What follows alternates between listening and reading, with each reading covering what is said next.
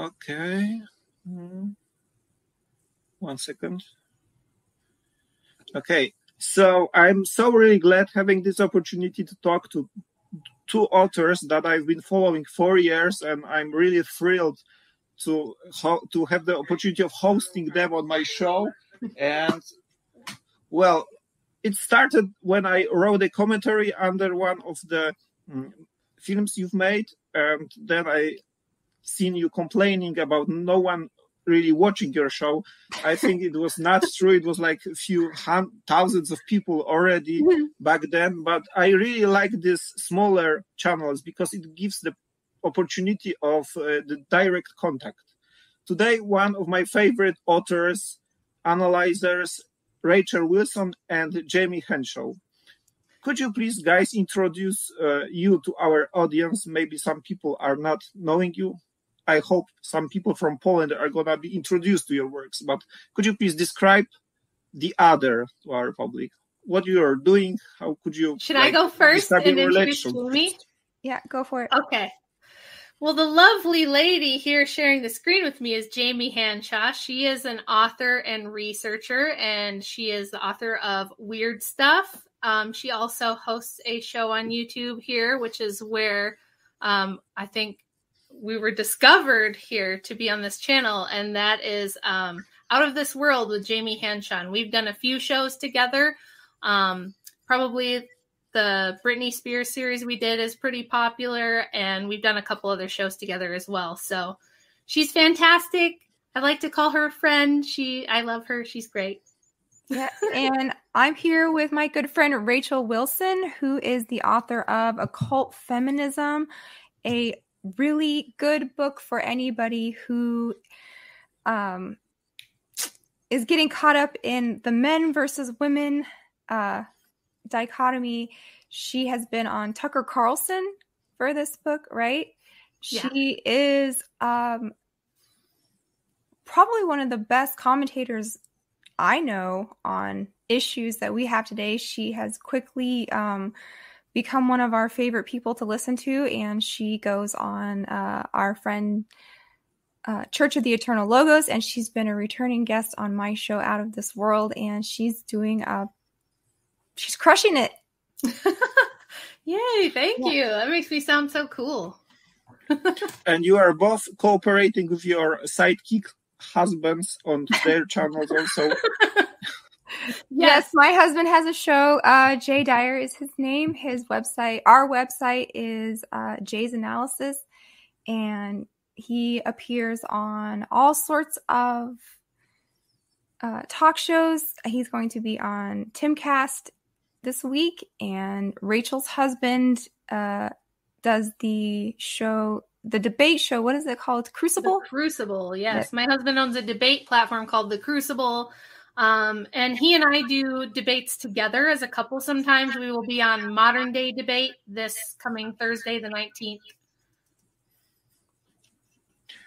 Okay, so you, Jamie, are the author of a book called Hollywood Mind Control, referring to the relationship between media and how it influences like the general culture. So these are the scope of topics we're going to abord today. I want to talk about Hollywood, but also about how the culture changes in years. And the first thing I want to say is that we are all living in Hollywood. I already mentioned it when I talked with a Baselit analyzer that in Poland, everyone is to some extent living in USA because we are, since the childhood permeated with all those pictures and stereotypes. And how do you see it? How differs life being presented in Netflix from this one that you are really living in your country? Is it faithful to the picture of life in USA? For example, the description of high school. I didn't go to high school, so I can't comment on that. I was homeschooled, so Rachel can answer that. Is high school like it is in the movies? I think to a large degree it kind of is. Like, well, especially like the older movies, because I'm 42 years old, so the movies from like the 80s and 90s were similar. Like, you do have your cliques Like, you know, you got your cool kids and your nerdy kids and the jock sports kids and stuff like that. That is true to an extent. But I think the difference is that in Hollywood, everything is, whether it's intentional or not would be something Jamie would be more familiar with. But I think that it's kind of meant to program or convey certain ideas and kind of be used as propaganda in a way. So it is similar. Like American culture it definitely permeates most of the West. Like I would say most of the West is now very influenced by Hollywood, which is American. But I'm not sure. I mean, I think that they're somewhat accurate, but I think that there's a lot of stuff that is propagandized. But Jamie's kind of, that's her specialty. She's really good about that stuff. I feel like this is kind of art imitating life, imitating art with the high school, because they try to exaggerate certain parts of the experience. You know, you've got your mean girls clique, your jocks, your cheerleaders, your nerds, like you said, all of these separate groups. And then those groups are able to be manipulated a little bit nefariously because like they're marketed to. You know, so you have your niches, and that's another way of making money on different aesthetics of high school, like goth or preppy. Yeah, like you've got all the stores in the mall for the different cliques, right? Like you've got Hot Topic for the goth kids, and you've got like Abercrombie and Fitch for the cool kids and things like that. You have your athletes.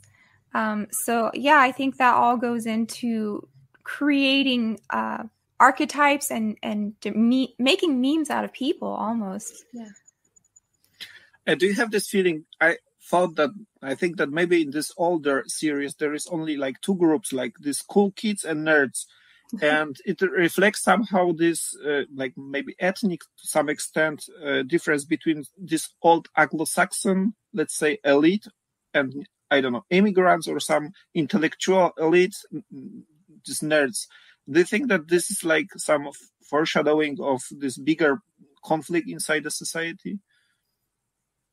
Like, it kind of makes me think of Revenge of the Nerds, which I feel like it's one of those things that has kind of become reality because now we've got like Elon Musk and Bill Gates, and like people who would have been considered the nerds are some of the most powerful people who are really like calling the shots and buying up lots of farmland and doing all kinds of things that are influencing the entire world. So maybe there is a little bit of that. But the funny thing is, when you watch these people, and especially like someone like Elon Musk, you can tell he really just wants to be thought of as a cool guy. Totally. He wants to date musicians. He wants to be in with Hollywood and with what is, you know, in and popular. So it's just a funny thing to watch somebody who has all of the money in the world.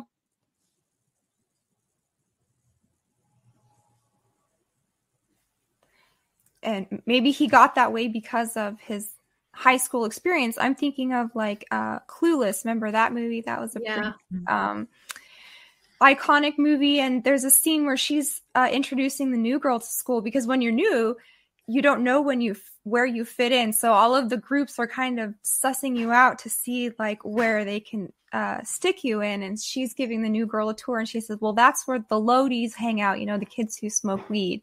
That's where the skaters hang out. That's where the, you know, preppy kids hang out. So, and there is a hierarchy. Apparently, I don't know. I didn't go to school, but like, you know, the cheerleader and the, you know, quarterback. Mm-hmm. I guess. And they are always the prom king and the prom queen and the most popular ones. Yeah. Mm. There is some truth to that for sure.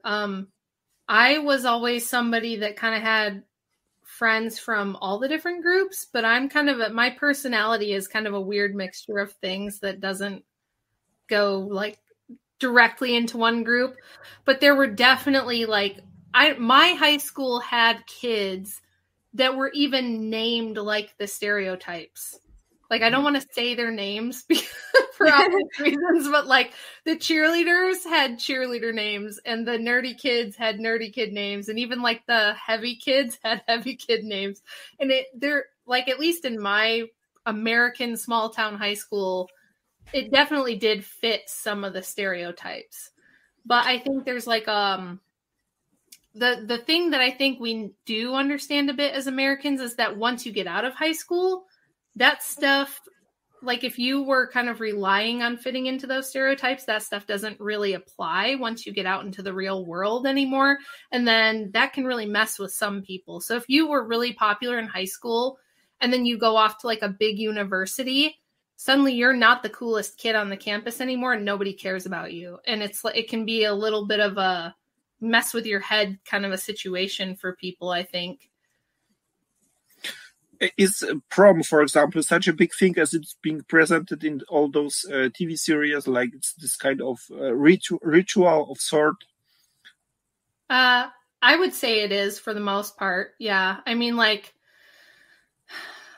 I think it depends how much money you have. So if you're a poor kid, you just get the dress you can afford and you go and you have fun. But I think for like the more upper class kids or the kids who have a lot of money, like I've seen where their parents will rent them a limousine and they'll go to like a 5-star restaurant all together as a group beforehand. And then they go to the dance. And then afterwards, they might even get like hotels or things. Like for people who have money, yeah, I'd say it can be like every bit as big and crazy as it is in the movies. But for people who are just like middle class or less, probably not as much.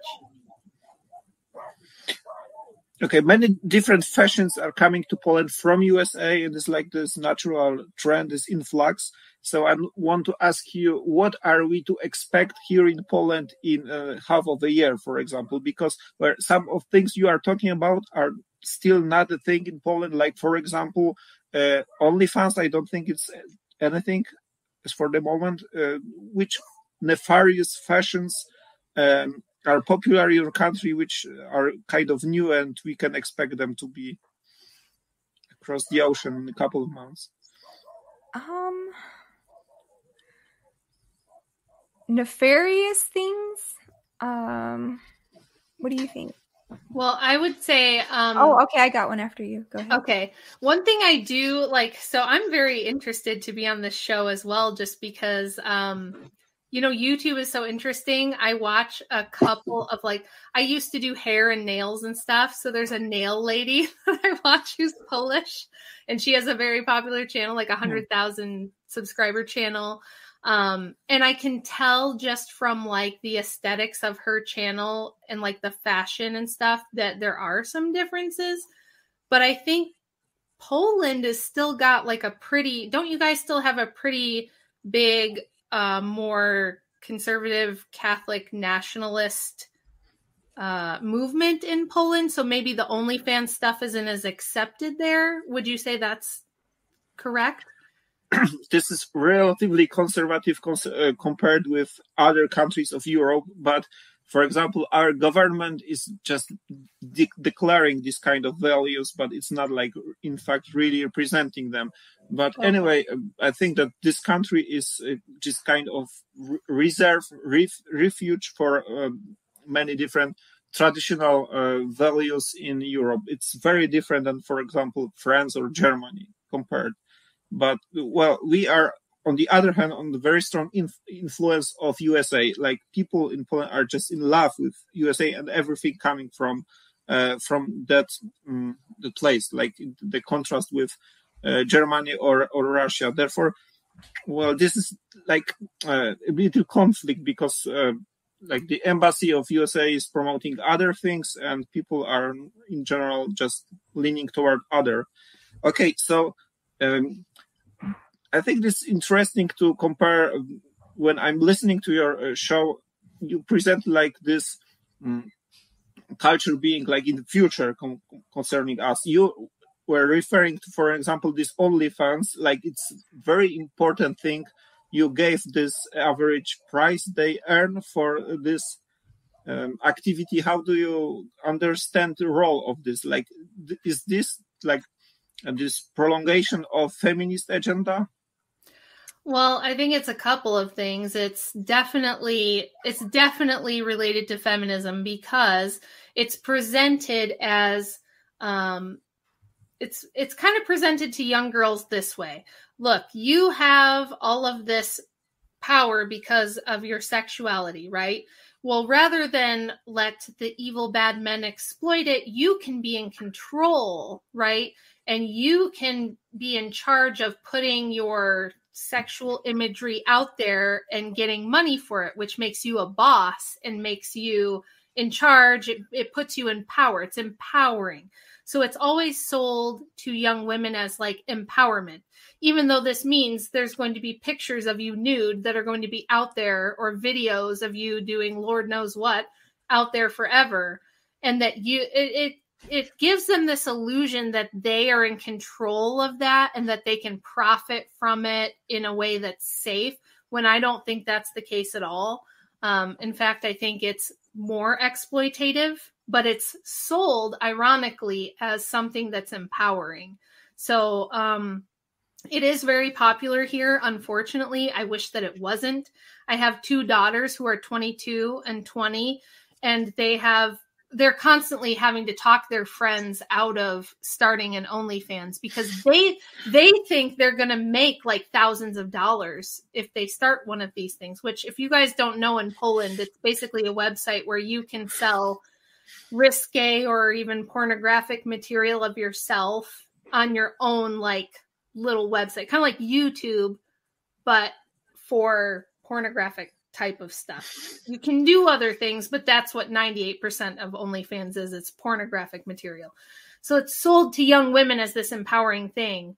But I think it's actually very exploitative because I think the average girl makes like $126 a month off of it, which in America, you can't even pay like your phone bill with that. So it's actually not much money at all that the average girl makes. Here in Poland, we are on the face of Instagram. It's like think that people are posting their pictures for free as for the moment, but maybe some months. But it's not like you can live yourself out of what you're earning. It's like thousands of dollars. Right. Unfortunately. I thought of 2 things that could be coming to a country near you. First one, and Rachel and I just did a show about this. The last one we did was about the Balenciaga scandal. And I think witchcraft is going to be very trendy. And it's not going to diminish in the future. I think it's just going to get more and more traction. They've already been producing a lot of witchy things for children. Disney has a whole slew of occult witchcraft cartoons, and then you've got Sabrina the Teenage Witch, and I mean you can just think of any. There's too many examples to name. So witchcraft is going to be big. So look for like the dark aesthetic that goes along with that. They like to play that up. Maybe even down to pointy hats. I don't know. That could be like a fashion thing. I'm serious though. But the next thing after witchcraft is going to be synthetic partners. So I do give a talk about the AI coupling, robo wives and robot husbands is going to be maybe within the next 10 years trying to be normalized. And the people who can't afford a full-on AI internet robot companion will probably start by using dolls, things like that, real dolls. And does it really started already in USA? The movies are starting to insert the idea that this could be a good idea for neurodivergent people. Yes. In fact, Britney Spears' husband is starring in this. It's like an interactive movie almost. It's like an app where he is supposed to be like a programmable AI boyfriend, which I think it's so interesting that he has been chosen for the face of this specifically. But yes, it's starting to, so in the United States, I don't know if you guys have this in Poland, but we have something called the incel problem, and it's involuntarily celibate men. So since we have feminism, since we have OnlyFans, since we have like a lot of our pop stars and our like hip hop stars are these really empowered kind of strong masculine boss women who are very hypersexualized. And then we've got, you know, so much pornography, OnlyFans, Instagram. A lot of men are just not dating. They're just staying home and sending money to girls on the internet. Like I'll just send $10 to my favorite hot tub girl or my favorite OnlyFans girl. You know, I'll just send her money, and it kind of works as like a pseudo relationship where they don't have to risk rejection. They don't have to deal with actual dating. They don't have to get married or any of that. You just have kind of a virtual relationship. And I think what Jamie's talking about is that the next logical step there is AI or robotic boyfriends and girlfriends as like an answer to the problem between the sexes that feminism has kind of proposed, that men and women are at odds, that men are going to exploit and abuse women, and women are going to leave you and divorce you and take half your stuff, right? So this is a problem they've created. And now they're going to solve it with robots and AI and OnlyFans and these sort of replacements for relationship. And it is becoming something that's, at least the concept here is popular. It's not like we have widespread robot boyfriends or girlfriends in America yet, but it is being definitely promoted. So there's multiple TV shows, movies, video games, things like that are putting the concept out there to make it acceptable and make it seem like a viable alternative. So I would totally agree with her that that's probably the next step. And then witchcraft. I don't know if you guys have a lot of that there now, but it's the fastest growing religion in the UK, and it's very popular here. And they try to make it sound more like, oh, it's just nature worship, or it's just, you know, the divine feminine, or, you know, they try to make it sound very innocuous and kind of cute. And there's like an aesthetic, like, oh, I just love plants and crystals, and, you know, like tarot cards are pretty, like all the designs on them and stuff. So I think witchcraft is super appealing right now, as she said too. And like with Balenciaga and major fashion brands latching on to that and then marketing products that have a witchy aesthetic to them. I must admit that now, being with my family in a remote village in the like outback of Poland, I'm noticing that this is a very huge change between the generations. Like the younger female members of family are prone to magic, like the horoscopes and things like this are a great deal for them. And it's not the case of a mother, for example. And for her, this is kind of stupid stuff. And well, I see that they treat it with a very great respect, and they really obey to the rules being given by this horoscope. And there is a lot also of newspapers with magic, like they promoting magic. And well, this is on the rise. And I think, well, it's like in your country, you observe it's this Wicca thing, for example. Is it really that serious? You mentioned it many times during your conversation, because this is also not a thing as for the moment here in Poland. Is it like popular? Mm-hmm.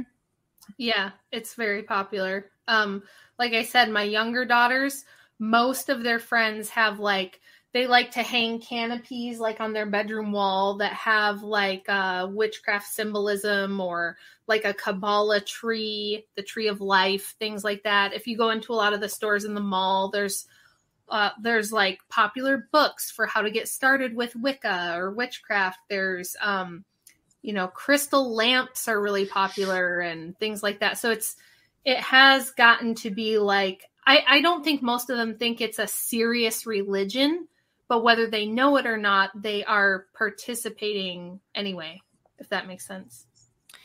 Not so long ago, you would have to go to a specialized occult bookstore to find books on witchcraft, magic, conspiracies, those type of books, like your big booksellers like Barnes and Noble, Walden Books, what you would find in the mall or, at the shopping center. Their witchcraft occult section would be very small, a couple shelves.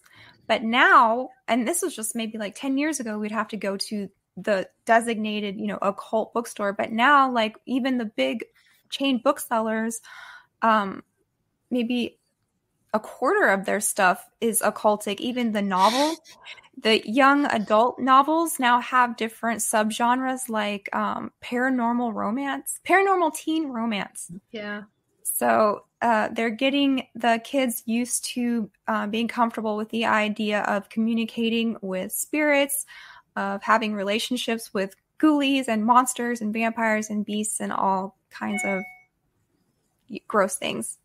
Oh yeah, and you can see that too in like the movie franchise Twilight here was really popular. Before that, it was like Interview with the Vampire, which really romanticized like vampires and occult kind of things. And so I think and the music too, tons of it in the music. I mean, pop music has more occult symbolism. Like Jamie's done some really great shows about, some of the Super Bowls and different pop stars or hip hop stars who are using occult symbolism all the time. And it's not even, it used to be more subtle, but now it's pretty in your face and it's pretty acceptable. And I think that has happened at the same time that like, because we are a mostly Protestant country where you have, so like in my area, I'm in a region of the United States that is predominantly Protestant. We don't have much Catholicism and we have even less Orthodoxy. We have, just in my little area, there's like a Seventh-day Adventist church, a Baptist church, a Lutheran church, Jehovah's Witnesses. We have a Christian Science church. We have a Scientology place. There's like thousands of different types of Protestant Christianity. And they're all on the decline because they are also atomized and they're also, you know what I mean? Like everybody each church has like 20 families and that's about it. There's no unity at all, like for Christian Protestants in the United States. So we've seen Christianity kind of decline and then something has to replace that, right? Because people are spiritual. And since we have a predominantly feminist ethos, goddess worship and witchcraft is a very like logical, rational replacement for that because it has a place for like the divine feminine and for worship of women and women's sexuality and fertility and things like that. So the occult in general is becoming really popular, but because I think we're such a feminist society that the goddess worship witchcraft stuff is really appealing, especially when young women go off to college. They leave their like Bible church behind and they go off to college and then they find out about like Wicca or something and they're like, oh, I'm a green witch and it just means that I love nature and plants and crystals, and it seems very benign. It seems pretty harmless to them, and it gives them like a place to put the feminist stuff that makes sense on a spiritual level to them. Okay, so there are a few topics I want to abort, but just a small question. Because you are living in like two separate parts of the country, like you, Jamie, are from Tennessee, and it's concerned as deep south or south, and you are from Wisconsin, this lake country, and this is related to this northern. I don't know. Mm-hmm. It's not New England, but do you think that this difference is still real, like this cultural difference? How do you perceive it? Yeah, what do you think? Well, a lot of things that a lot of Europeans don't realize how big America is. I mean, it is immensely huge. So even from state to state, you get a vastly different culture. It feels different. The people act different. They have different values from region to region. And the art that is exported is, what we would call mainstream Hollywood, able to get a lot of places, but then the local art doesn't get anywhere. So it's not unfair, but it is kind of unfair that Americans get judged artistically by Hollywood. Yeah, I would agree. Because we're not all like that.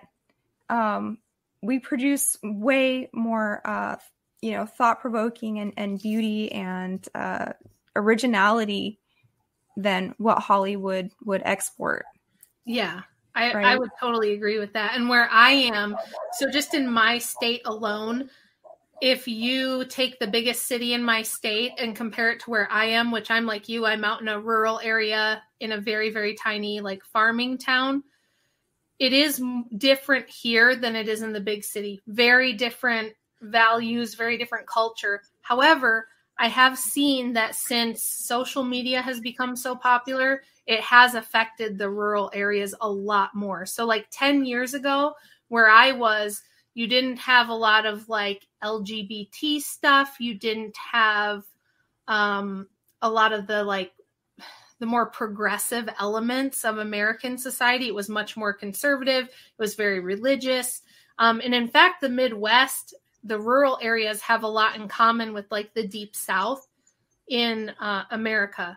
Whereas if you go to the bigger cities like Chicago or Detroit, it's urban and it's very progressive. It's very like humanist and very liberal. But that stuff has started to really seep into our smaller towns here now that social media is so popular, because every kid has a phone and they're seeing, all the same stuff that everyone else is seeing. So even in my little tiny small town that used to be very conservative, it's like half of my younger kids' friends think that they are gay or bisexual or trans or something now. It's most of them, unfortunately. And that's at least for me, what I've seen in my area, that's been the biggest change in the last 10 years. Do you exaggerate, or this is like really that bad? For my kids, and again, I'm in like a conservative rural area, half of their friends think they are bisexual, transgender, some kind of LGBT identity. And when I talk to the kids and ask them what they think that means, they don't have, now my younger kids are like 10 and 13. So these are kids between 10 and 13, and they think, so one of them said, "Oh, I'm bisexual." And I said, "Oh, what does that mean to you when you say that?" And she said, "It means I love all my friends, regardless of who they are." So she doesn't even truly understand what it would mean to say she's bisexual. She's just had so much propaganda that she thinks it's like, it means I'm kind and tolerant and loving, right? So this is how the propaganda sneaks in there and changes people's perception of things. And I don't know what will happen when these kids get to high school and college age, like what that's going to do. But it's a huge change from what it was like 10 years ago in the area I am. Because before you'd have certain districts that voted on things, and, your PTA and your people would get together and make decisions based on their values of their community. Mm-hmm. But like she said, even within the last 10 years, it's become way more homogenized. And what the people actually want in their community is being ignored in lieu of the agenda. Yeah. Me coming from this biology, ecology milieu, trying to rethink it in this conservative way, I think that this is kind of a parallel. We can call it as cultural eutrophization. So the easier is the access to culture, like this pulp culture, the more homogeneous it's all getting with time passing. Like these regional differences are going to disappear with time. Okay, so let's abort feminism for a while before we are going to go back to pop culture. So do you think that in last, let's say, 200 years, the situation of women in society is getting worse or better? Would you rather prefer to live in the past, like, for example, in 19th century, or do you think that it's better now? Not regarding I think Jamie should go first. I think we peaked maybe in the 90s or the 2000s. I think maybe that was before everything started to get really crazy. I wouldn't want to live in the past. I don't romanticize the past and all of it. It's things that had to be overcome that we just don't even think about anymore. Right. We take a lot of things for granted in modernity, but I do feel like it reached some kind of, point, and now it's like going to, what do you think, Rachel?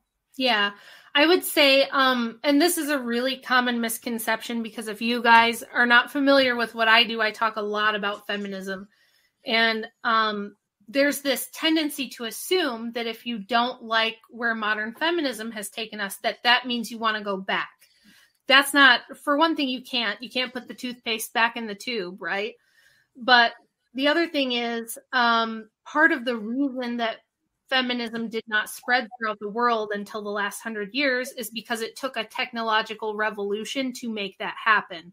So once most tasks around the home could be mechanized, you have like laundry machines, dishwashers, you had the Industrial Revolution where women could go work like a unskilled labor factory job, but actually make some money at it.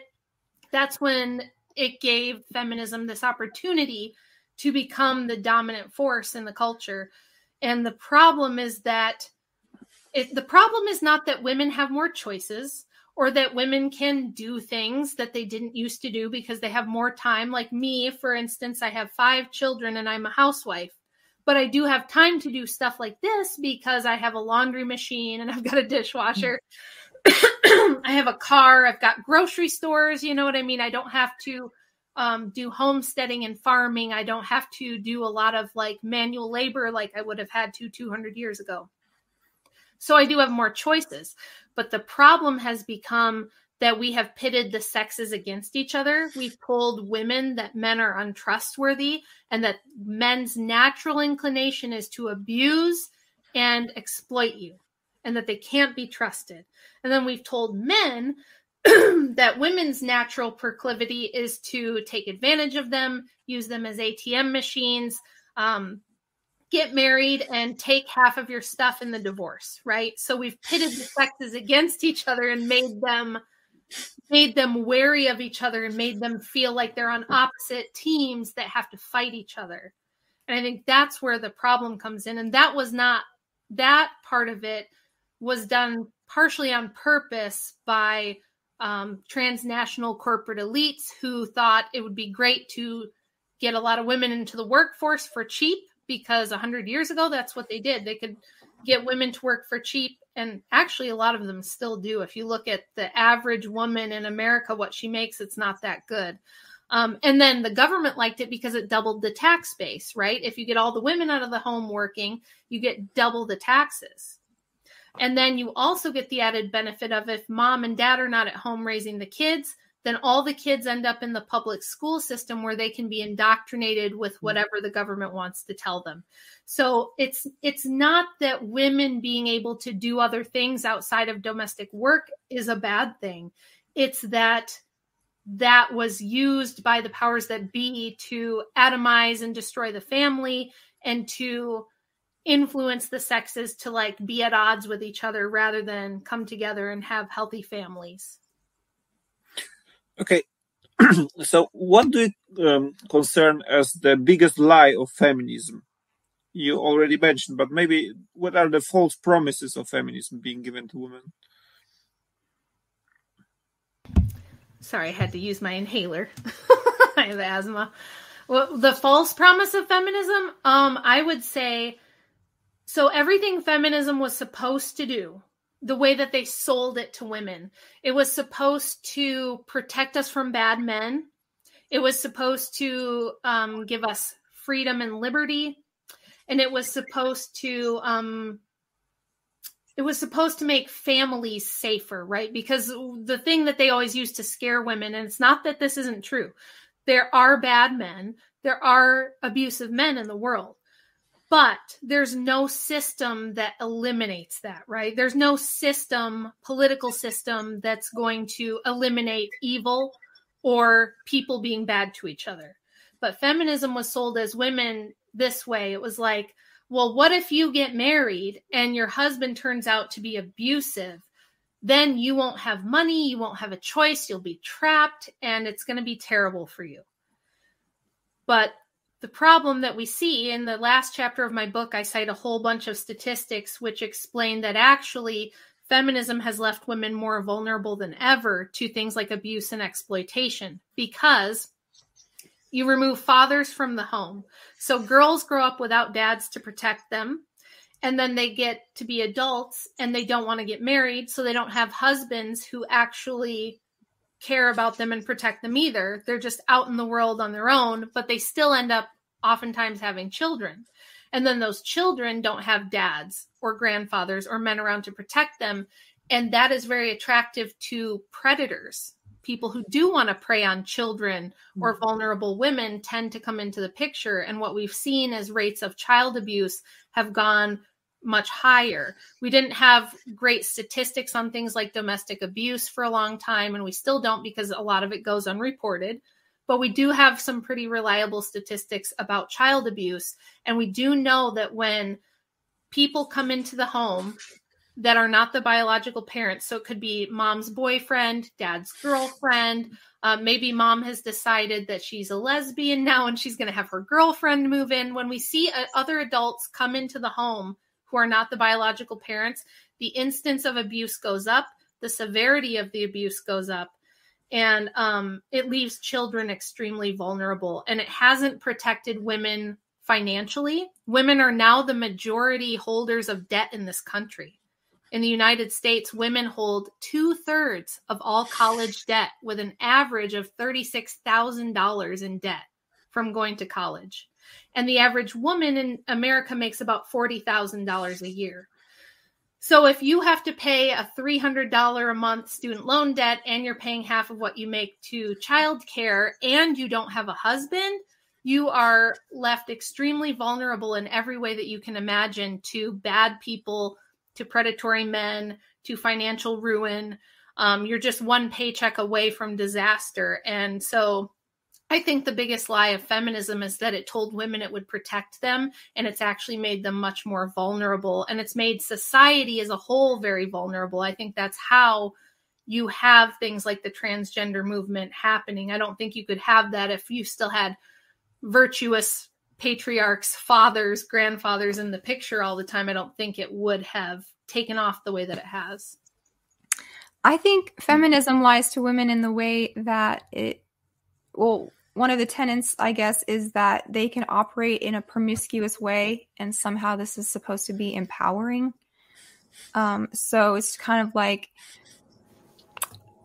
you know more about like classical feminism than me, but the idea that I get from feminists when they talk is like, you can beat men at their own game by just not getting married and being promiscuous and having as much sex as you want. And somehow this isn't going to affect you at all. So I think it's just like a very empty way to live for women especially, and it would just make you more lonely in the end, trying to have a sex life that is equal to, a FUCK boy or something like that. Like, I'm thinking of Sex and the City. Yeah. That show where, we can beat the men at their own game if we don't have any love, and we just treat it like another bodily function or just another pleasure hole to fulfill. Yep. Totally agree with that. I wanted to ask in particular about this show, Sex and the City, how big it was and how strong was the influence, how big the changes that it made at the time. I think it was huge. I think it impacted fashion. I don't think anyone knew who the designers were, like of shoes, Manolo Blahnik or Jimmy Choo's or anything like that. So it put a lot of these big fashion houses in the everyday vocabulary, because it was, on HBO is such a big show. And then, so one of our shows about Balenciaga, we were talking about all these, fashion houses and how they're connected to witchcraft and occult and other gross things. not all of them, but most, like just the biggest ones, Chanel and what was the other one? Pretty much all of them I can think of. What's the one with the Gucci? Oh, Gucci, yeah. Another big one.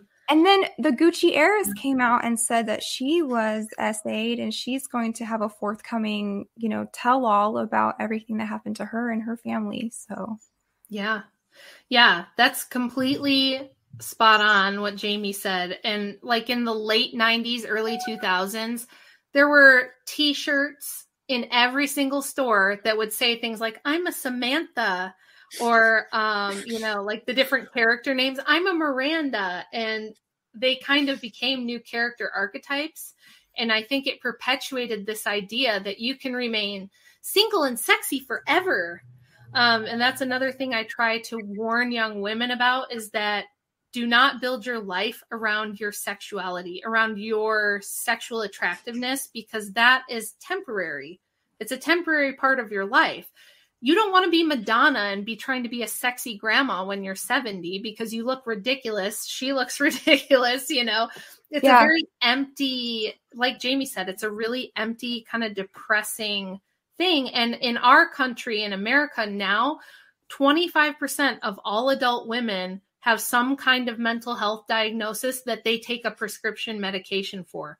That's a quarter of our women are on some kind of psychotropic drug for some kind of mental illness. It's weird though, because like we live in a very small town and there are no rainbow flags anywhere. And so your average American and their experience is way different than what you see on television. And it's weird because it's almost like we put our worst foot forward. Yeah. Yeah. And I think it's because it's been so effective here. This propaganda has been so effective in the United States that they definitely do want to export it to the rest of the world. I think that they would like these kind of effects in the rest of the world as well. And it's like America was kind of like the test, the pilot. It was like the test area, and they want to export it everywhere. And make this kind of stuff popular everywhere. And I don't know how it's going in Poland, but here we are well below replacement on our birth rate because of birth control, because of, people just aren't getting married. People just aren't having babies. We've convinced women that they have to have careers and that's it. Right. So it's like, it's very helpful for people who would like to depopulate. And then as Jamie mentioned, like the whole robot thing, the sex bot thing, that kind of stuff, it's all leading to a kind of transhumanist agenda where they want a much smaller population that they have a lot of control over. And then whoever you think the transnational elites are have control over all the resources. So I think this kind of propaganda is very useful for social engineering and control. And unfortunately, it's been very successful here. So I do think they're going to try to push it elsewhere. But Jamie's right. There's places in the country that are not like this. And for me, I've always seen the dividing line to be like urban versus rural, or like small towns versus big cities. And if you look at America, all of our big cities are mostly on the coastlines. So you're getting like the Hollywood, California version of America, or maybe the New York, New England version of America. And then the whole center of the country is more family oriented, more, less accepting of like LGBTQ stuff, less accepting of progressivism in general. Like where I live, it's very common for people to keep chickens, shoot guns, homeschool their kids, things like that. It's not as strange where I am. It's creeping in for sure, but they are different cultures. And I think that the coastal elites are the ones that, like she said, they export our worst aspects of our pop culture to the rest of the world. This is quite stunning because I am observing this very popular dialectic between like rural USA and city dwellers. And this is kind of a catabasis when the city dweller is going to this rural area, to the little town or the village, like Harry Angel or maybe even Twin Peaks, and this is kind of a hellscape there. Every pathology is just lingering there in the outskirts of civilization. Is it really like this? Well, I don't mean that it's like this in reality, but how do you see this kind of propaganda operating? Well, now we're in the destruction phase of the alchemical process. So the cities she was talking about are called port cities. And we were just listening to this conspiracy tapes called the Dr. Day tapes. And this was made in the 60s. And he's talking about the plan that they put their liberalism, their Marxism, their weird ideals into port cities, namely New York City, Seattle, and San Francisco. And these are exactly the cities that are crumbling now because of their policies and their homelessness and their drugs and just all of this crazy laws that they implement. And so going to San Francisco maybe like 10, 15 years ago was beautiful. And now it's, like you said, it's a hellscape, literally. I mean, needles on the ground, people pooping on the sidewalk, tent cities. Los Angeles, tent cities. Last time we went to Austin, there was not one underpass freeway that didn't have a tent encampment underneath it. I haven't been in a couple of years, but all the big cities are crumbling, and it's really sad to watch, like, our treasures of culture just be swept away with this liberal ideologies. Yeah. The difference I see, for example, is like here in the village I'm now, the discapacitated people like with Down syndrome or with memory loss can just randomly roam all over the place, come to the neighbor, talk to them, and they are always in this kind of safe space. And the big city is a very different thing because people are anonymous to one another. This is like this alien landscape, much more dangerous, in fact, but it's depicting other way around in the shows, and it always puzzled me to see like this rural area. This is like counterintuitive. I know what you're talking about. They always try to make people from the South look stupid, and they always try to make anything outside the city is dangerous, and that's a trope in a lot of horror movies. Like, why did we even leave the city? We're going to get murdered in the woods, right? Yes. But it's so much safer out here. I mean, we went on vacation for a week and we had packages delivered to the house and sit on the porch for more than a week and nobody touched it. Like, we don't worry about things outside. Yeah, it's like that here where I am too. So me being out in the country and everything, I will have people, because it's probably a 40-minute drive from my house to like a mid-sized city. Not even like a big city, but like a middle-sized city. Big cities are about 2.5 hours from me if you're driving.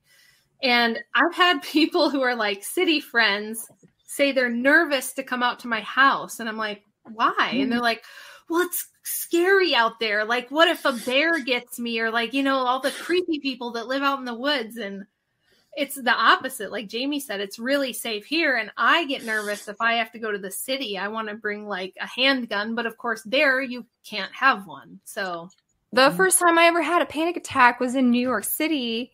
And I had been a world traveler, been to many capitals and cities all across the globe. And it wasn't Times Square, but it was like that. And I was getting like overwhelmed and panicky, and just the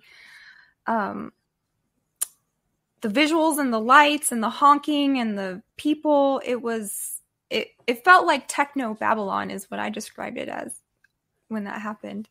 Yeah, I get that way. If I have to go to Chicago, I get very nervous because I feel like if anything happened, like if there was a disaster or an emergency, I feel like I'd be stuck and wouldn't be able to get out. So I don't know. I guess it's just different. I was raised out here, so I've lived in cities for short periods, but I don't like it. So I'm not used to it. But you, Jamie, actually, you did lived in California for a while. Yeah, I grew up in California, so I lived there for almost 30 years. And Southern California is kind of like one big city. there is no in between towns. So Yeah. it's like a stitch of medium-sized towns that never ends. Yeah. So until you get to maybe like Los Angeles or San Diego where they have skyscrapers, but that's its own little culture, I guess. It's not like a big city. It's what they call sprawl. Yeah, urban sprawl. Yeah. That's where my husband grew up too, so that's more what he's used to. You have all the crime, but not as much of the art museums and concert halls and things that you associate with fine culture and high art and things like that. But we have our own. Something that's funny, I always think about is in Nashville, in Tennessee, we have the Opry instead of the opera. So you have to kind of understand how Southerners think and how there's just not a lot of pretense and there's not a lot of snobism. Is that even a word? Yeah. They're very real and they're very like, we don't need, if you're going to act like we're beneath you, then we'll make our own thing and it'll be awesome. Yeah. We'll have Dolly Parton and we'll have Graceland and we'll have, we'll have Elvis. We'll have all these things. We don't need like Carnegie Hall if you're going to look down on us. Yeah. We make our own art. But do you feel alien being from California and then going to the South? Not so much, because California is such a melting pot. It kind of trains you to blend like a chameleon. You blend in wherever you go. And the lack of accent, I think, also is interesting. Californians don't have that like identifiable way of talking. Yeah. But I lived in California. I've lived in Texas, in Austin. I've lived in Kansas. I've lived in South Carolina and now Tennessee.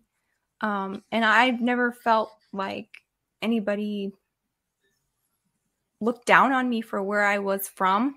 Maybe nowadays, because there's such an exodus from the West Coast, California is crumbling because of its own laws and policies. So people are looking for that more down home feel, like less urbanized. Don't you think, Rachel? Oh yeah, like, definitely less cosmopolitan. Yeah, it's really different now because like I moved from here where I'm from in Michigan to Dallas, Texas in 1998. So that's, you can tell how old I am when I say that. But when I moved to Dallas, people immediately knew I wasn't from there because the Michigan accent and the Texas accent are like opposite. And we talk fast here, and I'm a fast talker anyway. I'm blah, blah, blah, blah, blah.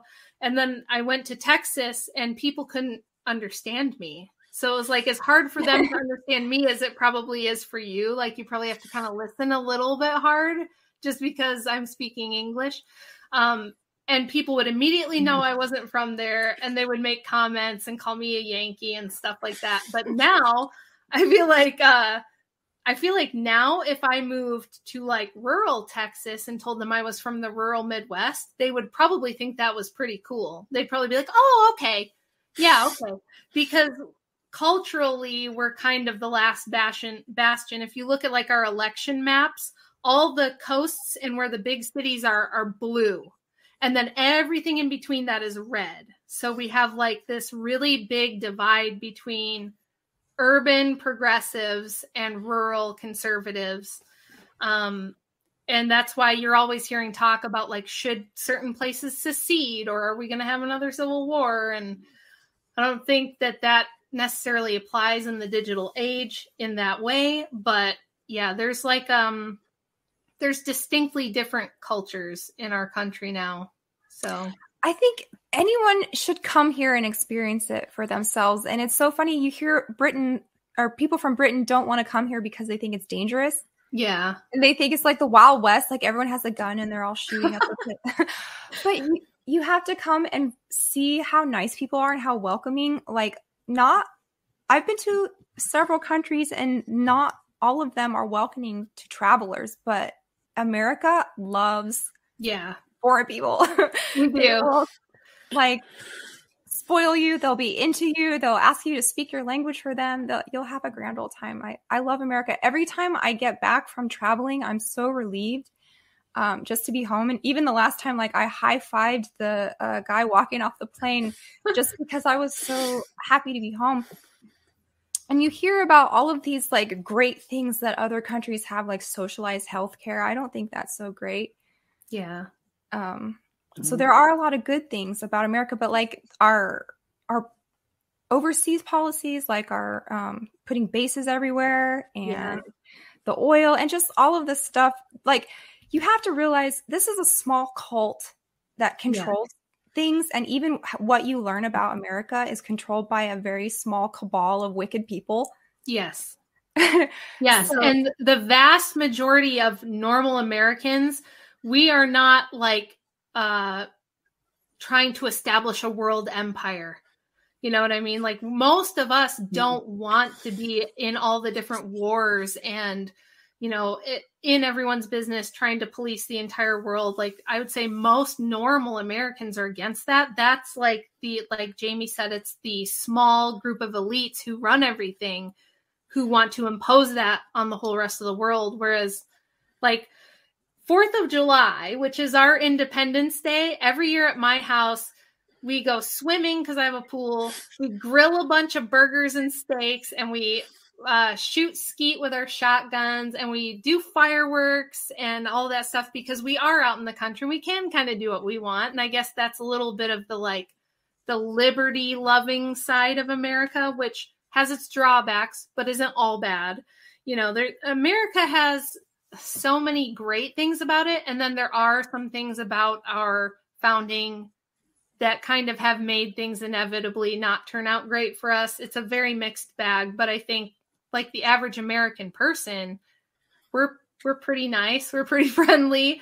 And we just don't identify with our ruling class at all. Well, like she said, normal Americans we don't relate to our ruling class at all. Like she said, we're the beta testing ground of all of the worst things. So that's why you have all of like the fat people at Walmart and all the things that Europeans make fun of America for. You have to have mercy on them because, for one, they have no idea that everything that they're eating is poison. Yeah. You know, soda, chips, all of our food has additives in it that are banned in other countries that make you dumber and less healthy. And they make you want to continue to eat it. So they specifically engineer our food to make it hyper palatable so that it's very hard to stop eating it. Yeah. And that's all there is, especially in urban areas. For a lot of people, that's all that there is. Like there's not farmers markets and like fresh food everywhere and stuff like that. So it's very interesting because here in Poland, we are very much as an average citizen is very much pro-American, but in the meaning of being pro-Atlantist, let's say. And I'm personally not very much into this agenda being critical towards this foreign politics of USA. But on the other hand, when I was talking with my last guest, I was criticized because, you are talking to Americans. And this is like this, once again, this false dialectics. Here in Poland, for criticizing this foreign policy of USA, you can be called pretty easily a Russian agent. And I'm personally much more sympathizing with the US culture, just maybe because of the fact that it's so common when you are a child, you are thinking these categories and you love these actors. And this is part of your life. I love some of US writers, like, for example, Nathaniel Hawthorne. He was my favorite author for many years. I love Edgar Allan Poe, etc. But I'm really glad to hear this from you. I want to ask concerning this picture of both sexes. I mean, women and men, of course, not more of them.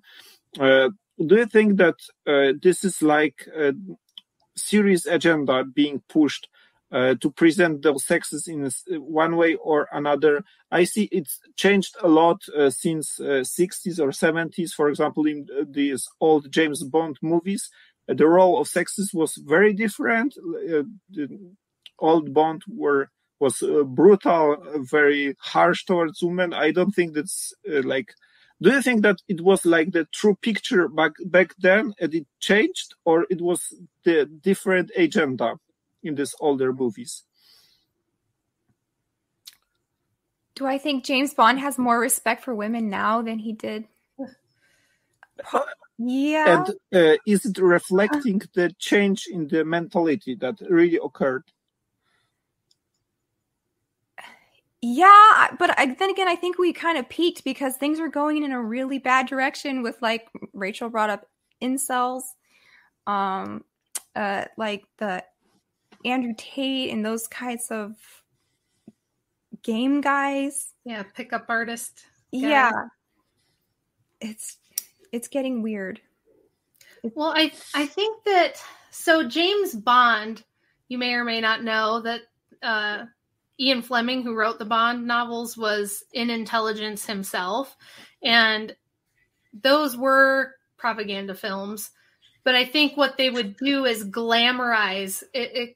The Bond films glamorized this like transnational lifestyle and this like pickup artist type of man.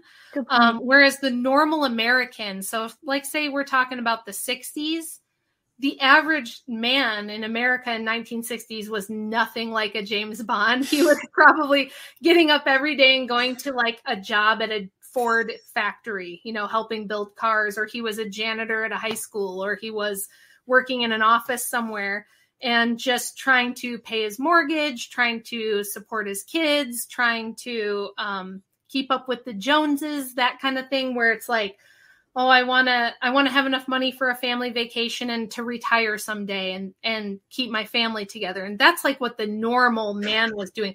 The average American man was not some like suave playboy who was just with a different woman every night at all. So no, I don't think that was reflective of like the average American man, but I think that was glamorized purposefully in a way.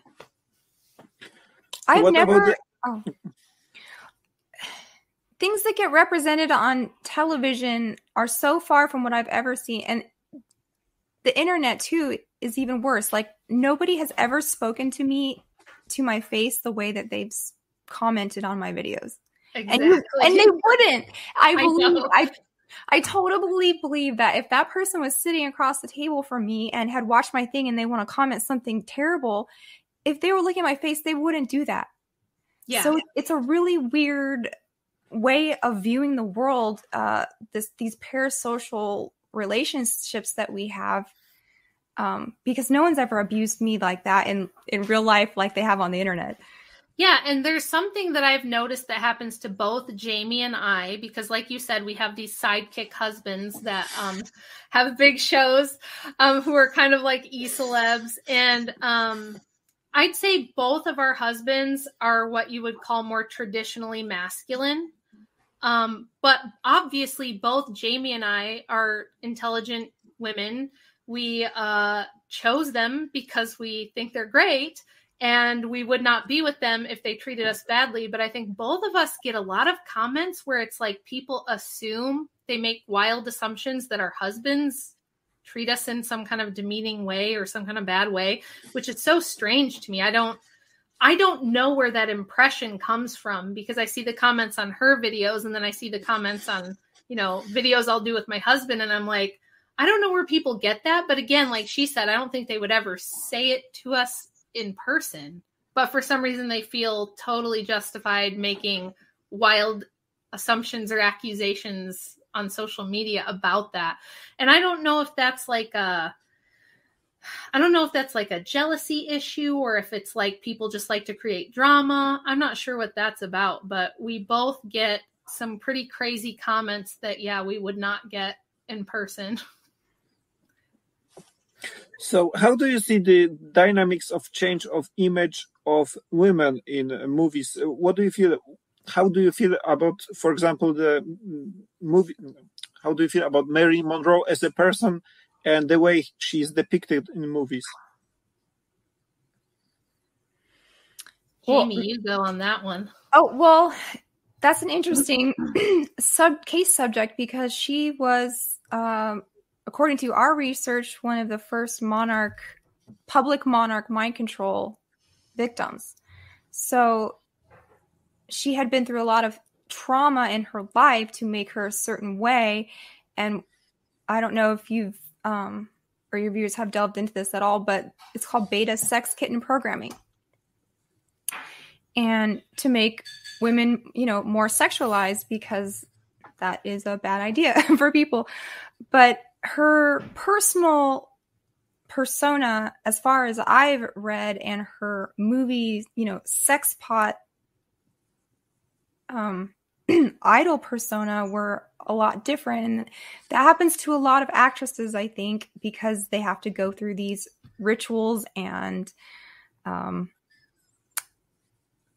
gatekeeping by people who practice magic and work for the deep state. She was involved with JFK and with his brother, and with Hugh Hefner. I don't know exactly what your question was. Oh, what was the difference between her screen persona and her real persona? How do you feel about the way she was depicted in this movie? So she was like rather silly, being considered as this sexual symbol. And this is not the well, I guess it's changed. It changed. The women are not presented in that way. And how does it change in your perspective? How do you feel about it? I think women have a lot more different roles now than they were typecast for in the past. And that's, for good or bad. Women are like shown as action heroes now. I don't think you would have ever seen that in Marilyn Monroe's day. So her thing was like the blonde bombshell with not a lot going on. Yeah. Which was very different from what she was actually like in real life. But now you have all, women represented in all sorts of roles, and, for better, for worse, if they're masculine or whatever, it's a lot more variety in Hollywood than there was back then. Yeah. I think that in some ways we've gone from one extreme to the other. That's where you had like you said, I've read a lot about Marilyn Monroe, and she was trained by like Lee Strasberg, and they kind of trained her, like she would talk about how they trained her to make her top lip do a certain thing when she was talking, or to how she would look like she was looking off into space, like an airhead when she would talk. Like they specifically trained her in her acting to be like empty-headed, silly bimbo, but then and they would exaggerate her sexual characteristics, like pretty crazy for the time. Like even for the time, it was very like overly exaggerated. And now I feel like we almost have an opposite of that, which is like every woman in a movie now has to either be an ass-kicking chick who can take out 10 Green Berets while she's eating a hot bowl of soup, or she's like a single mom rocket scientist, right? She's like a brave single mom who's like a rocket scientist who's going to stop the asteroid from destroying all of humanity. And if we have sexuality now in the movies, it's usually like the woman is using her sexuality to trick the bad man or whatever. So it's like we've gone from one extreme to the other in a way. And I don't, like Jamie said, it's hard to tell if that's like good or bad or otherwise. I don't think. But one thing I will say is you don't see a lot of good moms or devoted wives or godly women or anything like that portrayed in the movies very often at all in either one. Maybe a few more. Like you could go back to like It's a Wonderful Life, and they had like some really good virtuous women in some of the older movies. But now virtuous women are almost portrayed as like naive, foolish, controlled, weak, that kind of thing. Well, to be fair to America, though, we do have a growing platform called PureFlix. So if you don't want like your typical Hollywood, sex and violence, there's a whole industry about family values. I mean, it's corny, of course, because family values are corny. Like, you know, it's not sexy and polished like Hollywood, but it's a whole streaming service called PureFlix where you can watch a movie about any, you know, real world family drama that you want that has like positive message. And even the guy from Lord of the Rings stars in one of them. Wait, which guy? Sean Astin. Oh, okay. Yeah. So they're getting more and more big stars or people whose careers maybe are on the decline are making, you know, Christian family value movies, and they're really popular. I mean, like millions and millions of subscribers. So it's like people don't want the gross stuff. It's just being shoved down our throats. Yeah. I remember from my childhood TV shows like Seventh Heaven, maybe, or even Desperate Housewives. This was like the last one, very popular and rather wholesome show. Well, I don't know. Do you remember this? Yeah, Seventh Heaven. It's funny you brought that up because the dad from that show actually got in trouble for being a creeper. But that's one of those like false wholesomes because they're trying to sneak things in that is not actually wholesome, like pretending or practicing kissing on your brother and things like that. Like that was in the show. That was in the very first episode, actually. Do you remember that show, Rachel? I don't remember watching a lot of TV around that time, but it's because I started having babies when I was 20, and after that it was like I was watching Dora and VeggieTales all the time for the longest time. So I missed out on like large swaths of pop culture from like 2000 on. And then in high school, I was a big music dork, so I didn't watch a lot of TV. I was just always listening to music, so I don't remember. I know of it. Like there's a ton of shows that I know of them, and I could probably even tell you who some of the cast is, but I never really watched the show. I asked about Marilyn Monroe because, well, I imagine women watching these popular movies from this epoch, and how do you feel ashamed of the way she's portrayed and how like culture used women at the time? Because this evolution of this procedure have to be somehow empowering, and I think that, well, it's not fulfilling its role. But are you somehow uneasy watching these old movies from 60s or 70s? I actually love them. I grew up with my grandparents. Like I was raised a lot more with my grandmothers, one of whom was born in 1918 and the other was born in 1926 and is still alive. She's 96 years old today, or 1928, I think she was born. So I grew up watching movies from the 40s, 50s, and 60s, and I really loved them. And if you go back and watch those movies, there's some good gems, even in the Marilyn Monroe movies. Like there was one called Gentlemen Prefer Blondes. And in that movie, it's her and it's Jane Russell. And Jane Russell is the brunette, right? And she's the funny, like witty one. And Marilyn Monroe is the hot, stupid one. And she's dating a millionaire's like son. And she's a gold digger, right? She's like a gold digger archetype. And there's a point near the end of the movie where the millionaire's dad confronts her and he says, "Hey, it's been brought to my attention that you are a gold digger and you're after my son and you only want him because he's rich." And she looks at him and she says, "Aren't you funny?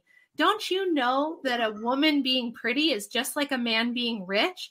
And he goes, "Well, what do you mean?" She goes, "Well, your son doesn't love me just because I'm beautiful, but my goodness, it helps, doesn't it?" She said, "It's the same thing with a man. Why wouldn't I want a man who's got money? What's wrong with me, wanting that?" And he looks at her and he goes, "They told me you were stupid, but you don't sound stupid to me." So like even in those movies, even in those portrayals, I think there were some little gems and some good things. Hollywood has been co-opted and like controlled from the beginning.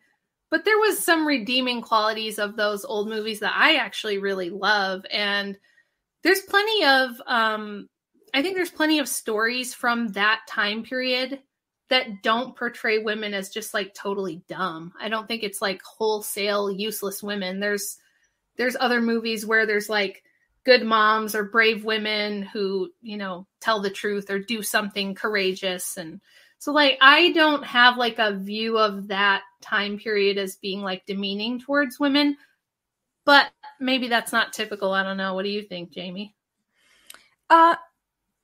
There's a funny Saturday Night Live character that Kristen Wiig does. Do you watch that show, Saturday Night Live?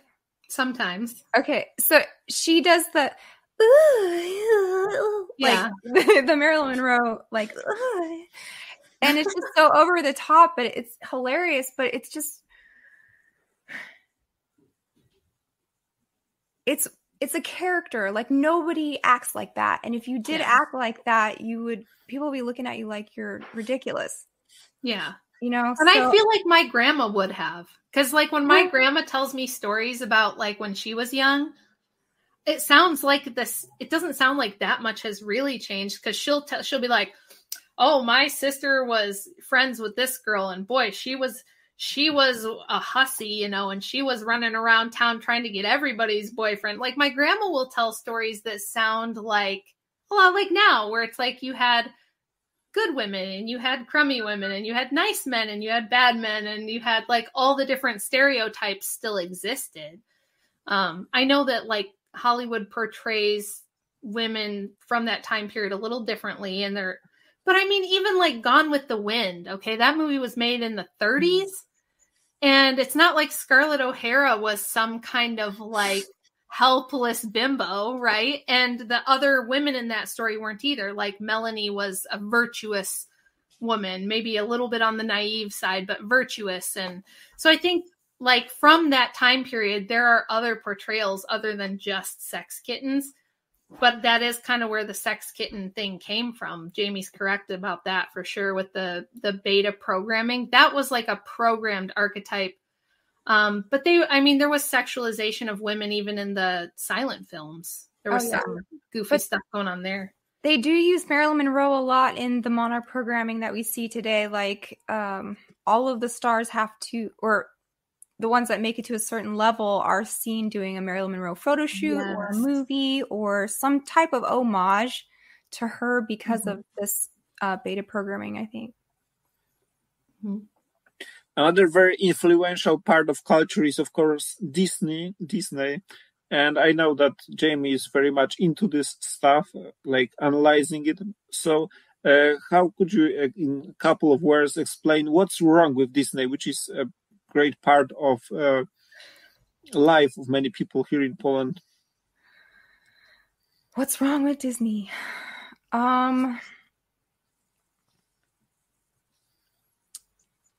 Hold on, let me get my notes. I have like this whole thing. Wait till you can answer. Yeah, so Jamie knows all about Disney. We've talked a little bit about Disney in some of the shows. I personally, I admit I don't like it, and I never liked it, even when I was a child. But I see many people having these recollections from the childhood are very much into this, and I don't really get what is this, the root of this phenomenon. Why people are so much in love with these cartoons? Well, I think it started with them doing like fairy tales, right? Like back in the 30s, 40s, 50s, it was a lot of fairy tales and the animation was very charming. But because it became so popular, it began to be used as a propaganda tool. And Jamie knows the whole history of it and how Disney did like wartime propaganda for the government and all kinds of things. And then later got involved with like intelligence operations and stuff. So, well, basically, it's the most sophisticated propaganda machine that the world has ever seen. It's the biggest multinational conglomerate of the spreading of ideas and philosophies and all the things that we've been talking about tonight, to literally enchant people by using their imagination and turning it against them and getting their hooks into them at a very young age so that you have a generational control, because by now it's been like 3 or 4 generations that have been raised on Disney and Disney ideals and propaganda. Yeah. So not a lot of people know that it was co-opted in World War II, right after Pearl Harbor bombing. the U.S. government went to Walt Disney Studios and said, this is ours now, and all of our money is going to be poured into the production of making propaganda films and training films for soldiers in the war. So you can watch all of these. It's called Disney on the Front Lines.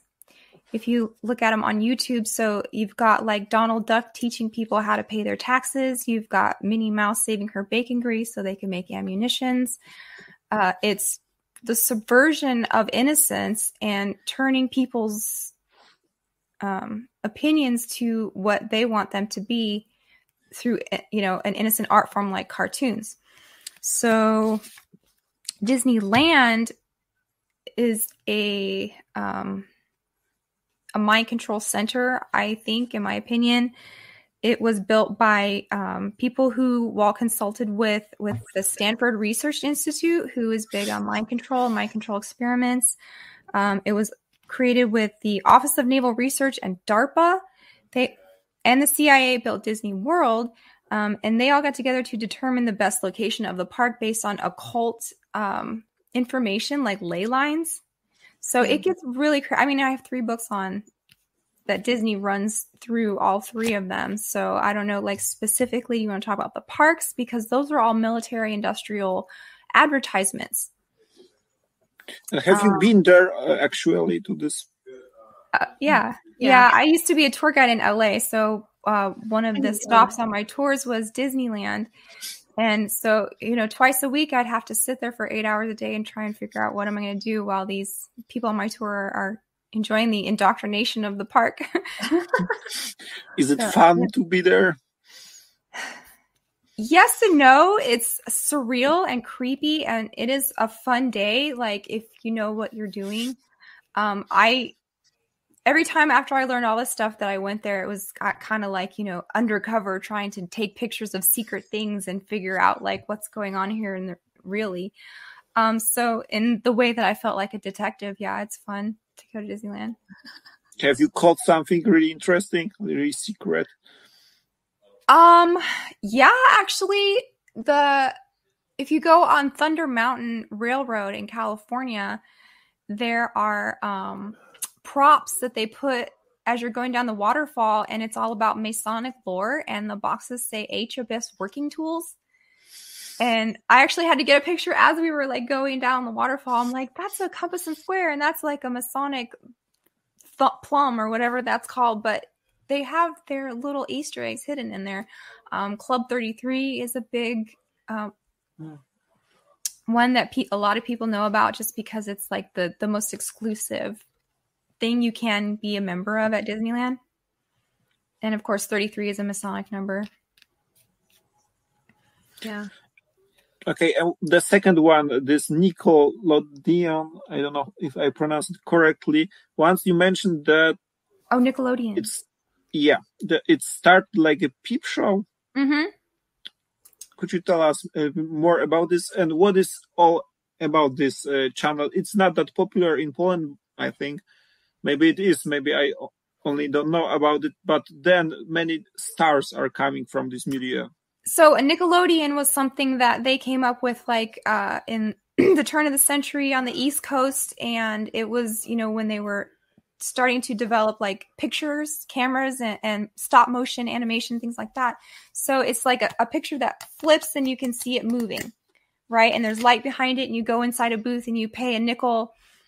And these turned into be like little pornographic scenes, little belly dancing of the turn of the century, not hardcore, but like belly dancers and ladies with scarves and stuff like that.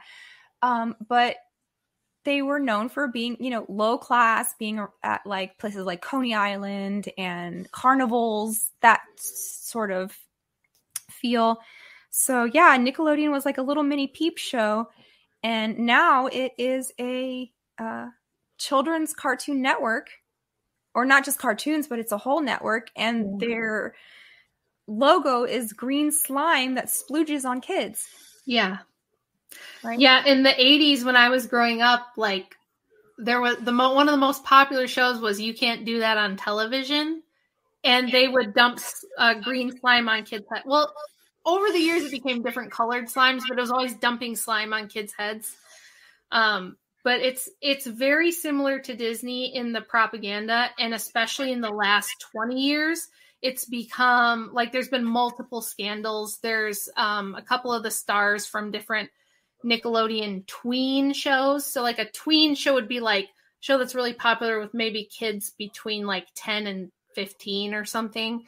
And there's been a lot of really popular shows like iCarly or Sam and Cat, some different ones that even my kids watched here and there. And it's turned out that there was creeper stuff going on, that a lot of these kids have been exposed to some pretty traumatic experiences behind the scenes, that there's a lot of, it's very similar to like what we see with Britney and what we see with Disney as far as like control, ritual abuse. It's like they will recruit these kids in, and then once they're in, it's like they're owned. You know what I mean? So, and then the shows are used to disseminate propaganda. So like in the shows, I think Sam and Cat and iCarly, there was tons of feet stuff all the time. And viewers noticed this, like that there was constantly like jokes about feet and showing of feet and all like really absurdly big amount of like showing these kids' feet. And it turned out that one of the producers or maybe even the director, I don't remember, turned out that he was doing some creepy stuff behind the scenes that had to do with feet with these kids. And now some of the stars have come out and talked about that. But these tend to just become like little propaganda mills where there's a lot of money, there's a lot of fame.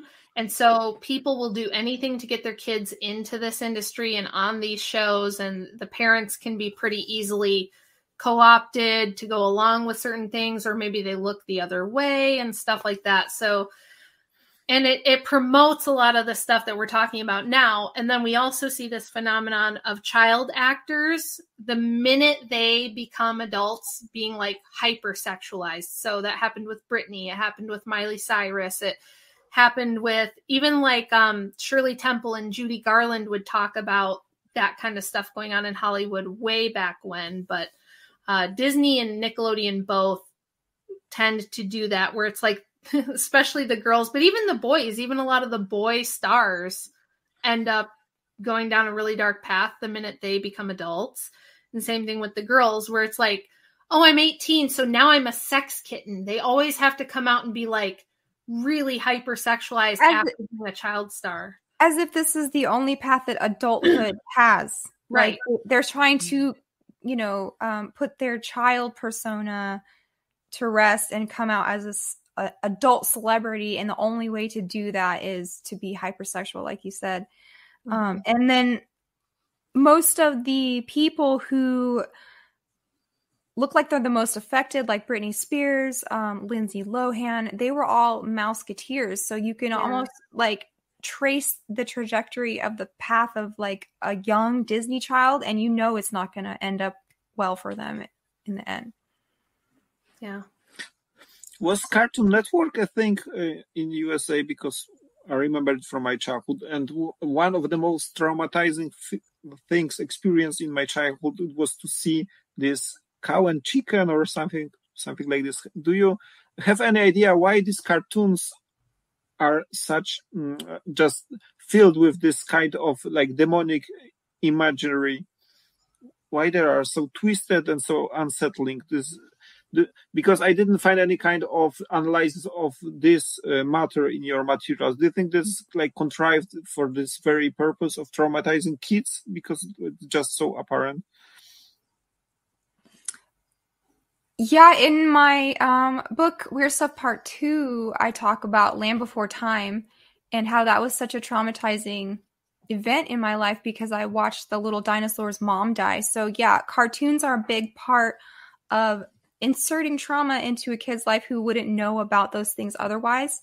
So it's making them grow up way too fast. Now they know about death. Now they know about witches. Now they know about evil. Now they know about like the dark side through cartoons, things they shouldn't even be exposed to. Now they have all these questions about it. Yeah. There's a few different Cartoon Network shows that were iffy when my kids were small.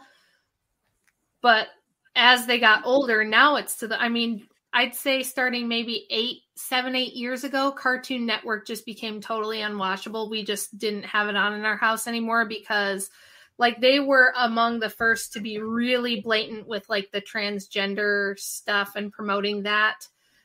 And there were some pretty weird, like Courage the Cowardly Dog is you could probably do a whole analysis on that cartoon from Cartoon Network. Very creepy, very like occultic, very dark, very strange. And I think with cartoons, they can get away with a lot, right? Because it's like, oh, it's just a cartoon. It's just because you can do things you can't do with like actors. You can portray things you can't portray in like a real, live action type of a show. So I think in cartoons, they can sneak in lots more symbolism, lots more iffy content. And I don't know how much of that is on purpose, but it would seem to be just because there is so much of it, just because so much of it tends to be that way. And I think we know that there's like this vegan agenda going on. We know there's like this big push to get people to eat vegan industrialized food, to control the food supply, because that's been a form of psychological warfare and just warfare in general since the beginning of time, is control of the food supply. So I think that anthropomorphizing animals from a really young age and making it seem to people like animals are just cuddly humans, right? With big eyes and pretty eyelashes and human feelings. So like I was traumatized by like Bambi when I was a kid, right? Because Bambi's mom gets killed at the beginning. And then there was like Benji the dog, same thing. It's always like the animal becomes orphaned at the beginning, right? And that's the basis of the story. Or like the Lion King is that way. So there's like recurrent themes in these animal cartoon movies that seem to repeat over and over. And maybe it's a formula for success, or maybe there's some symbolism there that they're trying to get across on a subliminal level. I'm not sure. Part of the cartoon agenda is part of the Aeon of Horus, like the infantilization of adults, and Americans are really guilty of that, like just wanting to live like children. And in Arrested Development and never grow up. And so Cartoon Networks makes these cartoons for adults, with adult subject matter, but it's still a children's art form, if you will. And so it attracts younger and younger. And I'm thinking of stupid shows like Rick and Morty. Like even adults think this is deep, and they're like getting insights about science, and they like are Rick and Morty fans. I'm like, you're pathetic. You don't need to be watching cartoons. But yeah, like Rachel said, they can put weirder things and even make them satanic. So, like, did you ever see Pickles? Mr. Pickles? No, Mr. Pickles. Yeah. I've heard, but I never seen it. And then there was a cartoon called Inside Job. So that one is total revelation of the method. Like, it goes into all the conspiracy theories that float around, and just kind of lampoons all of them in one cartoon. Or like you think back to like MTV Liquid Television and shows like Ren and Stimpy or things like that. Beavis and Butthead. Yeah. And have you ever seen this cow and chicken cartoon? Because this is so blunt. In this show, you have this sibling. One is cow and the second is chicken, which is surreal. The entire show, the aesthetics is twisted and really ugly. But they have friend, and this friend is a red demon. It's just like the outright representation of demon with horn, and he's called a man without trousers, like he's going naked. And it was like in this normal cartoon destined for children. And well, it's hard to be more open with this satanic agenda when you have this like pedophilia being represented like plainly in this cartoon. And as you said, you can do whatever you want with cartoons because it's not being treated seriously. Yeah, it's like that Powerpuff Girls had the demon that was like trans, that dressed like a hooker. That show had some crazy stuff in it too. But yeah, it's like you can get away with it because normal people are going to be like, oh, it's just a cartoon. You're being ridiculous. You know, they'll almost get upset with you if you point out that this is really sick stuff. They're like, oh, it's just a cartoon. Don't be like that. You know, people will almost shame you a little bit if you say, hey, why are they putting that in a kid's cartoon? Or even SpongeBob. SpongeBob SquarePants has tons of adult humor in it. My husband would watch that when we were younger. He would watch it and he would look at me like, did you just catch that? And I'd be like, uh-huh. Yeah. So yeah, I think it's very easy to sneak stuff into cartoons and kids shows because decent people don't want to believe that that's intentional. You know, they want to think, oh no, you're just taking it that way, or you're just twisting it. They wouldn't do that, right? Mm-hmm. SpongeBob had an episode where they joined the lodge, or they were like bowing down before the all-seeing eye. You remember that one? Yes. Yeah. So he needs the studio in a couple minutes, so I'm gonna have to wrap it up for me. Okay. But I just wanted to say, I get concerned about talking about this stuff, like, because I want the Satanism in America to be exposed, but I don't want the world to think that we are all in on this, you know, satanic agenda. So it's like, it's almost in Germany, like everyone is not a Nazi. I don't know if you can say that, right? We're not all Satanists. Like most of Americans are just like good, wholesome, normal people. But all of you see from us is this satanic output.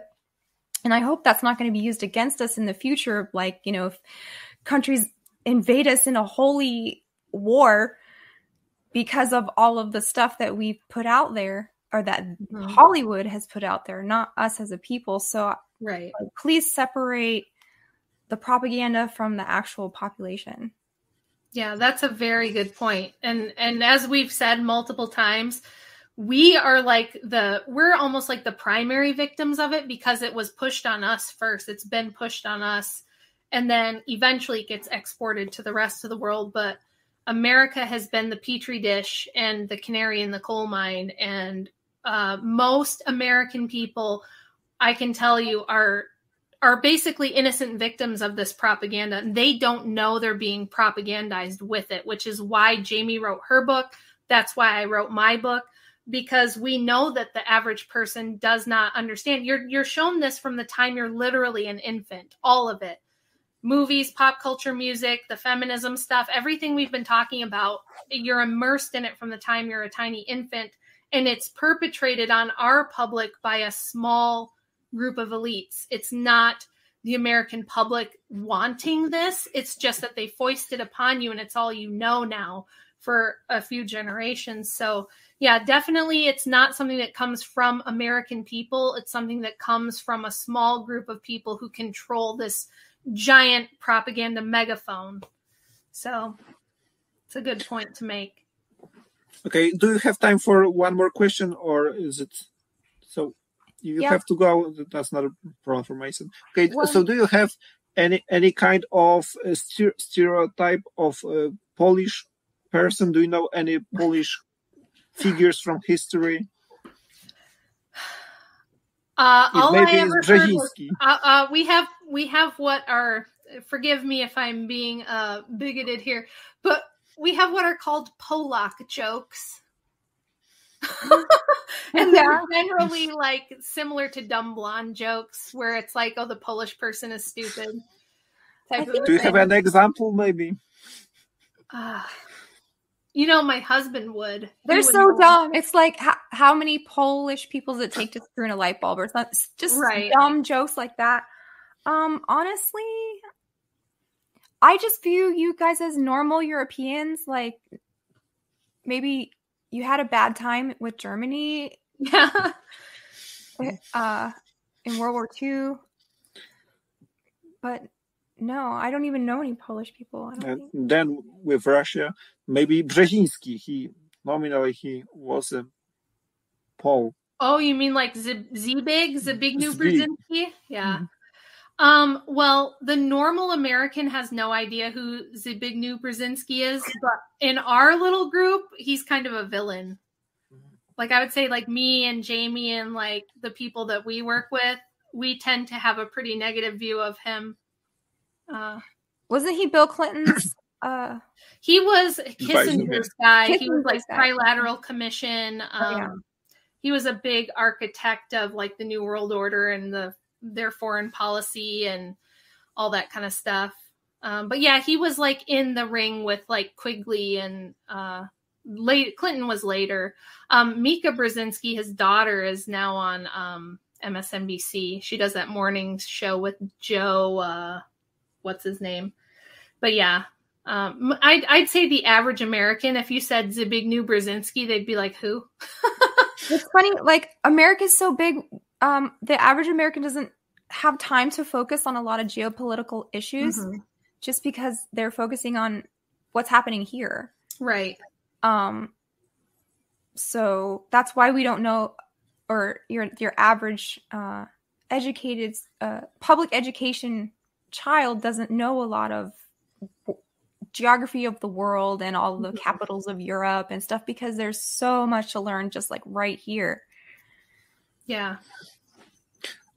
Okay, just to say it openly, I'm not supporter of the politics of Brzezinski. I think that it steered USA in a bad direction and it caused a lot of problems. For example, his support for Mujahedeens in Afghanistan that gave the grant for the rise of radical Islam. Okay, so if you don't have time anymore, well, thank you very much for the time you passed with us. This is very late night in Poland, but I hope so that some people are gonna watch it tomorrow, and it will be a couple of thousands on many of our channels in next months. And I thank you from my heart. This is like very special night for me. Excuse me for this a little bit clumsy way of doing this interview, and well, see you maybe some time later. And I'm gonna be following your materials anyway on internet. Thank you for having me, and Rachel. Yeah. Thank you so much for having us both on. It's really interesting to be able to have our stuff exposed to like maybe a place in the world that wouldn't normally get to see what we're doing here. So very, very wonderful opportunity. Thank you.